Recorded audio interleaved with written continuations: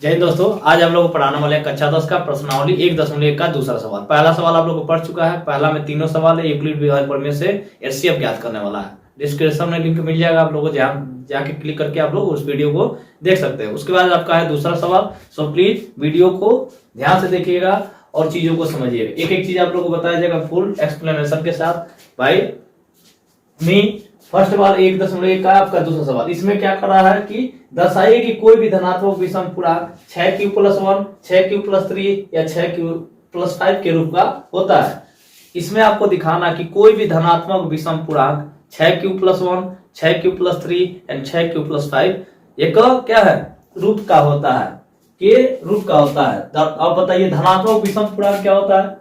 ये चीज आपको समझने वाला है, ये आपको दर्शाना है। धनात्मक में जन्मे करते हैं। सबसे पहले पूर्णांक समझिए। पूर्णांक हमारे क्या होते हैं, दो होते हैं, एक धनात्मक पूर्णांक, एक होता है ऋणात्मक पूर्णांक। 0 न तो धनात्मक पूर्णांक नहीं ऋणात्मक पूर्णांक। वो बीच का क्या है, एक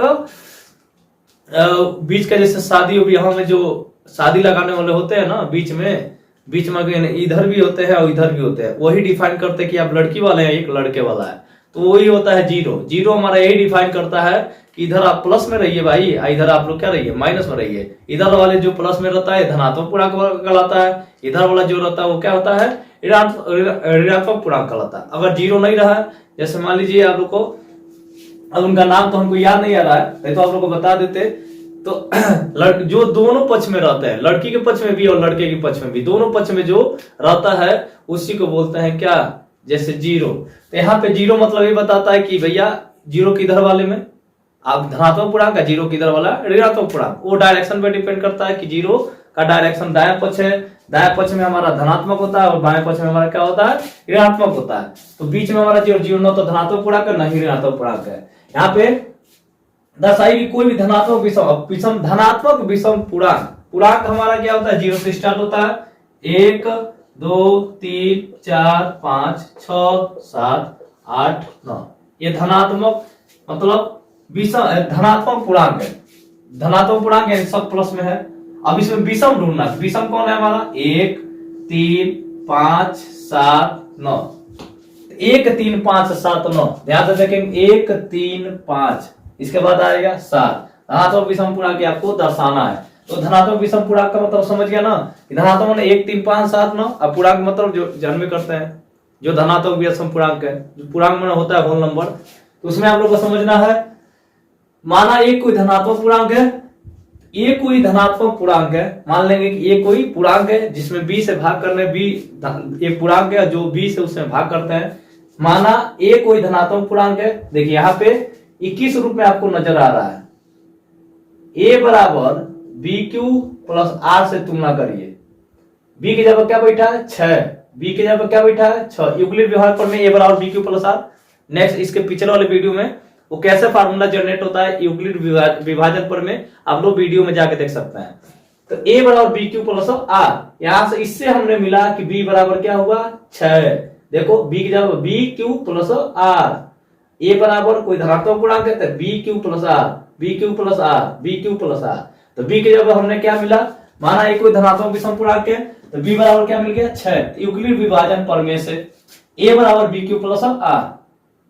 अब r का मान कहां से कहां लाई होता है, हम बताए थे कल आप लोगों को। r का मान 0 से बड़ा, 0 के बराबर और b से छोटा होता है। r का मान, r माने रिमाइंडर, कभी भी जिससे भाजक से छोटा ही होगा हमारा शेषफल, इसीलिए r का मान कहां होगा। तब अब बताइए b बराबर 6,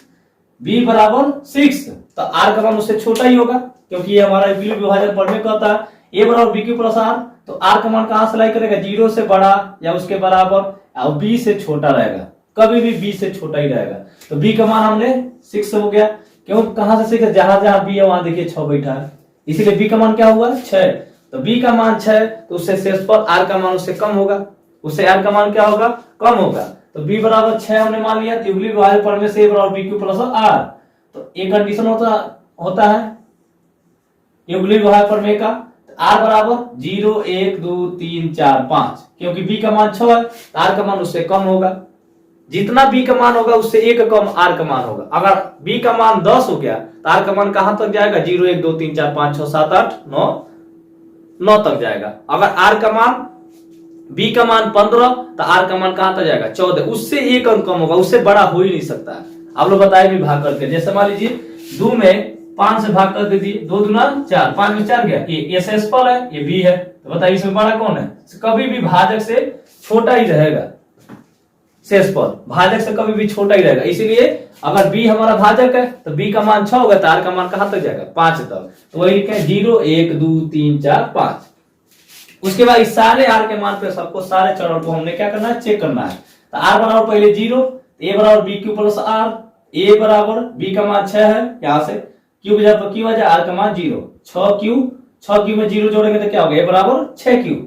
जहां समीकरण में बनाने जहां q कोई भी पूर्णांक है, कोई भी पूर्णांक होगा, जैसे मान लीजिए q बराबर हमने मान लिया 0 1 2 3 4 5 6 7 कुछ भी मान लीजिए, और q की जगह पर रखोगे तो कभी भी सम आएगा, क्योंकि सम और सम का जब सब में किसी भी संख्या का गुणा करते हैं, सम में किसी भी संख्या का गुणा करते हैं, किसी भी संख्या का गुणा करते हैं तो सम मिलता है। जैसे मान लीजिए 2 ले लिए, 2 से 3 2 तिहाई 6, कोई भी पूर्णांक होगा, यानी हमारे कानून में किसी भी सम संख्या में अगर किसी भी पूर्णांक का गुणा करते हैं तो हमारा पूरा रिजल्ट क्या आएगा सम। जैसे मान लीजिए ये कैसे हमने सम लिख दिया है, यहाँ पे 6 जहां q कोई भी पूर्णांक हो उसमें लिखा भी, आगे सवाल में लिखा था, इसमें आप लोग छूट गया है, किताब में देख लीजिएगा, जहां q कोई पूर्णांक है यह लिखा हुआ है, इसमें इस सवाल में लिखा हुआ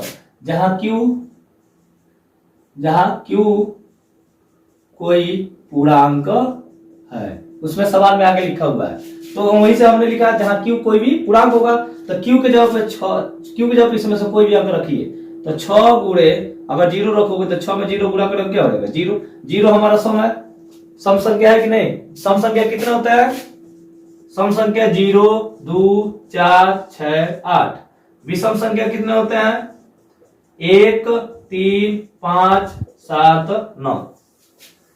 से सम संख्या की संख्या 5 होती है और विषम संख्या की अंकों की संख्या क्या होती है 5 होती है, 5 ही होती है, 5 उसमें भी होता है। उन्हीं सब इकाइयों के स्थान पर देखते हैं तो सारी संख्या सम हो जाती है, किसी की इकाई का स्थान पर सम वाला बैठा है तो टोटल संख्या सम हो जाती है, किसी के स्थान पे विषम वाला संख्या बैठता है तो टोटल संख्या क्या हो जाता है विषम हो जाता है। तो यहाँ पे सम हम क्यों लिखे हैं, क्योंकि q बराबर कुछ भी रखिए, अब 6 गुणे 1 रख दीजिए, 6 का 9 6 हमारा क्या है सम है, 6 गुणे 2 रखिए 6 दूना 12, ये भी हमारा क्या मिलेगा सम, यानी कि q के स्थान पे कुछ भी रखेंगे, यहाँ पे q में इसके बीच में गुणा का चिन्ह है तो 6 q का मान कुछ भी रखिए हमेशा उस सम प्राप्त होगा, a बराबर सम प्राप्त होगा। a बराबर हमने क्या माने 6q, a बराबर क्या होगा सम, फिर से जोड़ दो, r बराबर 1 0 को हमने चेक कर दिया, r बराबर 1 पे चेक करें तो a बराबर b Q plus r, a बराबर फिर से b का मान 6, q की जगह पे q, r का मान 1, और 6q ऑलरेडी सम है, यहाँ पे देख के लिखा है 6q क्या है सम है, तो 6q और सम है, एक हमारा क्या है विषम है, तो सम और विषम जोड़ेंगे तो क्या होगा विषम, सम और विषम जोड़ेंगे तो क्या होगा विषम, कैसे सम और विषम जोड़ेंगे तो कैसे हमारा विषम होगा, जैसे सम प्लस विषम, हमने क्या बोला सम प्लस विषम इक्वल टू क्या प्राप्त होगा विषम। कैसे, कोई भी संख्या सम ले लीजिए, सम हम अभी बताया कि सम की संख्या कितनी है 0 2 3 4 5, सॉरी 0 2 4 6 8, विषम हमारा कितना होता है 1 3 5 7 9, ये हमारा विषम है। अब इस सबको जोड़िए, ये बार 0 ले लीजिए आप प्लस 1 ले लीजिए, 0 में 1 जोड़ोगे कितना होगा, एक हमारा विषम है कि सम है विषम है। फिर से इसका 2 ले लीजिए और इसका 3 ले लीजिए, 2 3 क्या होगा 5, 5 हमारा विषम है। यहां पे समझ गए तो सारा सवाल समझ में। उसके बाद 4 ले लीजिए, 4 और प्लस 5, एक सम लेना है एक विषम लेना है, कभी भी जोड़ेंगे तो विषम प्राप्त होगा। 5 4 9, 9 हमारा क्या है विषम है। उसका 6 लीजिए, इसका 7 लीजिए, 7 6 13, 13 हमारा क्या है विषम है, बताइए। इसीलिए सम और प्लस विषम कभी भी जोड़ेंगे तो क्या होगा विषम होगा, इसलिए 6q + 1 हमारा विषम धनात्मक पूर्णांक है। यहाँ से अभी डिटेल के साथ बताया जाएगा। चरण 3, चरण 1 में 0 रखेंगे, चरण 2 में 1 रखिए, अब चरण 3 में 2 रखेंगे, सारा मान सेटिस्फाइड करेंगे, 5 तक जाएगा, जितना b का मान जाएगा उससे कम r का मान तक जाएंगे। r बराबर 2 चरण 3 में, तो a बराबर b क्यू प्लस r, तो a बराबर b का मान 6, q की जगह पर q रहेगा, r की जगह पर क्या रहेगा 2, तो 6q + 2। अब 6q तो पहले से ही सम है, यहाँ पे 6q पहले से सम है और 2 ऑलरेडी सम है, तो सम और सम जोड़ेंगे तो क्या होगा, सम होगा। सम और सम देख लीजिए यहाँ पे, सम और सम जोड़ेंगे तो क्या होगा, सम होगा। सम और धन सम, मतलब जोड़ेंगे तो क्या होगा, सम। 0 प्लस 2 जोड़िए तो वो 2 आएगा, 2 प्लस 4 जोड़िए तो 6 आएगा, 6 प्लस 8 जोड़िए तो 14 आएगा, 8 प्लस 10 जोड़िए तो क्या आएगा। कभी भी सम और सम जोड़ेंगे तो समय प्राप्त होगा, इसलिए सम और सम को जोड़ेंगे तो क्या मिलेगा, सम। चरण 4 में r बराबर 3, 2 रख दिए, 0 1 2 अब 3, a बराबर बी क्यू, बी बराबर 6, क्यू जब क्यू, आर की जगह 3, 6 क्यू हमारा सम है, 3 हमारा विषम है। अब ये भी पता है सम और विषम हमारा क्या मिलता है, विषम। तो सम और विषम हमारा क्या मिल गया, विषम।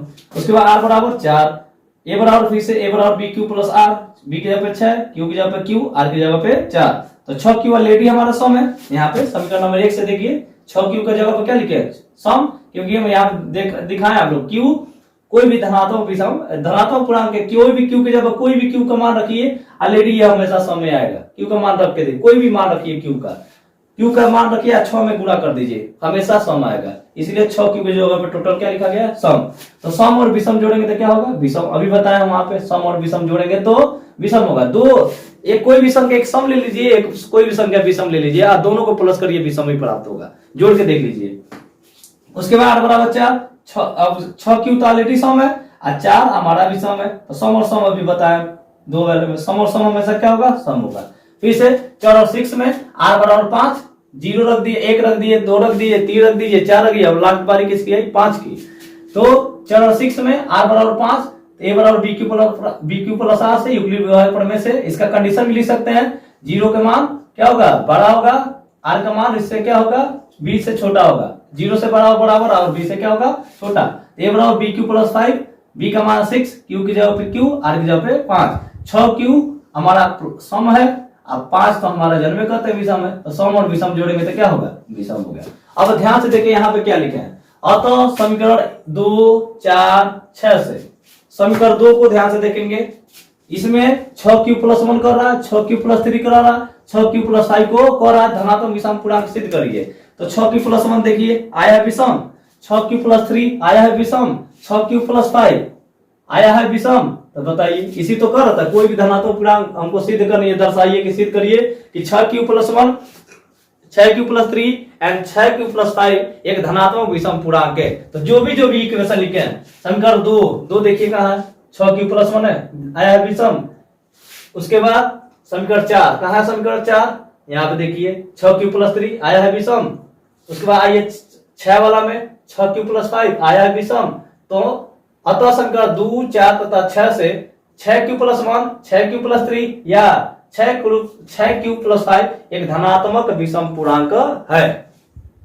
ये आप लोग को बहुत ही बेसिक है, बहुत ही मोस्ट इंपॉर्टेंट क्वेश्चन भी है, बोर्ड में आता है आप लोग ये क्वेश्चन। आप लोग कभी भी very very most important question है, आप टिक लगा लीजिए, इसको आएगा ही आप लोग के बोर्ड के पेपर में, ये कंपलसरी है। ये इस चैप्टर में यही क्वेश्चन मोस्ट इंपॉर्टेंट है। कभी एलसीएम निकालने के लिए कहेगा नहीं तो ये वाला प्रूफ करने के लिए आता है कि दर्शाइए कि 6 Q plus 1, 6 Q plus 3, 6 Q plus 5 ये क्या है, धनात्मक विषम पूर्णांक है। उसके बाद आता है दूसरा सवाल के बाद तीसरा सवाल इसी में लिखे हैं, कह रहा है इसमें कि किसी परेड सैनिकों का 616 सदस्यों वाली एक सेना की टुकड़ी को 32 सदस्यों में एक आर्मी बैंड के पीछे मार्च करना। आर्मी का बैंड आगे चलता है, पीछे आर्मी की सेना चलती है। तो दोनों समूहों को समान संख्या वाले स्तंभों में मार्च करना है। उन स्तंभों की अधिकतम संख्या क्या है। इस क्वेश्चन में कुछ नहीं देखना है, ऐसे बाउंडर बना के बहुत बड़ा बना दिया क्वेश्चन। आप इसमें केवल एक चीज पकड़ने की बात है, कभी भी अधिकतम संख्या पूछेगा, यहाँ पे देखिए अधिकतम संख्या हमारा बात नोटिस करके रख लीजिए। कभी भी अधिकतम संख्या पूछे तो हमारा एचसीएफ निकाल लीजिए, कभी भी न्यूनतम संख्या पूछे तो हमारा एलसीएम निकालिए। यानी कि अधिकतम संख्या पूछता है तो हमको महत्तम समापवर्तक निकालना है, और न्यूनतम संख्या पूछ दे तो हमको एलसीएम निकालना है, यानी लघुत्तम समापवर्तक निकालना है, लोवेस्ट कॉमन मल्टीपल। अगर अधिकतम संख्या पूछ दे तो हाईएस्ट कॉमन फैक्टर आपको समझ लेना है कि उस दोनों का एलसीएम निकालना है। न्यूनतम पूछेगा तो जान लीजिए कि उसका एलसीएम निकालने के लिए कर रहा है। तो इसमें दो संख्या दिया है 616 और 32। 616 और 32 हम लोग को इक्विलिब्रियम व्यवहार प्रमेय पता है यूक्लिड व्यवहार पढ़ने से हमको, और जब उसी का चैप्टर तो उसी विधि से हम लोग लगा दे कि उसका दोनों का एचसीएफ क्या होगा। नहीं तो एचसीएफ निकालेगा, बहुत सारी विधियां क्लास 6 7 8 में आप लोग पढ़ते आ रहे हैं, नहीं पढ़ते आ रहे तो पढ़ लीजिए, किताबों से लगाओ रखिए, नहीं तो दिक्कत होने वाला आप लोग को 10 में। तो यहाँ पे संख्या जिसमें मैच कर सकते हैं तो 616 और 32 है, तो 32 इसमें देखो ये हमारा ए हो जाएगा, ये हमारा बी हो जाएगा। तो बी में हमने ए से भाग करना, तो 32 में 616 से भाग करें तो 32 का नाम 32, 11 में से 2 गया 9, 5 में से 3 गया 2, 6 उतारेंगे 32 में 9 का गुणा करें, 32 9 288, 16 में 60 गया 8, 8 में 60 गया कट गया। अब 8 में फिर से, अब इसका यूक्लिड व्यवहार पर में चरण में ध्यान से देखेंगे, कैसे बताएंगे। ए बराबर बी क्यू प्लस आर, देखिए बीच वाला जो होता है ए का मान होता है, ए हमारा होता है क्यू का मान, ये होता है आर का मान, ये हमारा होता है बी का मान, सारा ऐसे मेंशन करिए। बीच वालों को क्या बोलते हैं, ए भाज्य को बीच में रहता है, भाजक साइड में, भागफल उस साइड में, और रिमाइंडर नीचे। तो यहाँ पे इसका ए चरण 1 में ए बराबर बी क्यू प्लस आर, ए का मान कितना है 616, बी का मान कितना है 32 जिससे भाग करते हैं, क्यू का मान क्वाटिएंट 19 आया है, रिमाइंडर इसका कितना है 8 हो गया। फिर से 8 में हम भाग करेंगे किसका 32 का, 8 चौको 32 कट गया, 0 आ गया शेषफल। जब शेषफल 0 आ गया तो उसका एक चरण लिख लिए, ए बराबर बी क्यू प्लस आर, ए बराबर बी क्यू प्लस आर। तो इसमें देखिए बीच वालों का इसमें ए हो गया, ए हमारा क्या हो गया बी हो गया, ए हमारा क्या होगा क्यू हो गया, आई हमारा क्या होगा आर हो गया। आराम से देखते रहे। ए का मान क्या है 32 बराबर बी का मान कितना है 8, क्यू का मान कितना है 4, आर का मान क्या होगा 0। तो लिखेंगे अतः 616 कामा 32 का एचसीएफ यानी अधिकतम संख्या, इसमें जिस वाले में जिस चरण में शेषफल 0 आया उसका बी का मान उसी का क्या होता है एचसीएफ होता है। इस चरण में शेषफल 0 हो गया, इसमें बी के जगह क्या बैठा है 8, इसका एचसीएफ क्या हो जाएगा 8 आंसर हो जाएगा। तो मार्च कर सकते हैं।